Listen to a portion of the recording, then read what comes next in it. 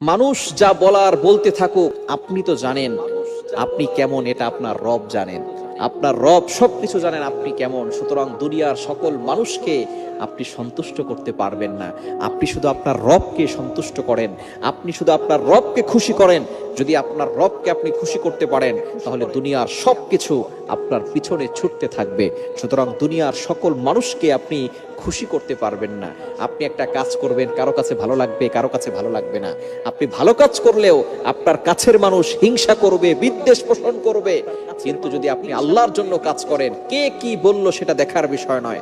আপনি দাড়ি রাখুন, কে আপনাকে দাড়ি নিয়ে ক্রিটিসাইজ করলো। আপনি নবীজি সাল্লাল্লাহু আলাইহি সাল্লামের পোশাক পরুন, সুন্নতি ভাবে চলাফেরা করুন, কে কি বলল দেখার বিষয় নাই।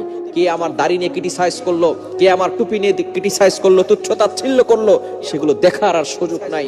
সুতরাং এভাবে যদি আপনি চলতে পারেন, আপনার রবকে খুশি করতে পারেন, দুনিয়ার সবকিছু আপনার কাছে নত হবে। আপনার পিছনে দুনিয়া ছুটতে থাকবে, দুনিয়ার পিছনে আপনাকে ছুটতে হবে না, আপনার পিছনেই দুনিয়া ছুটতে থাকবে।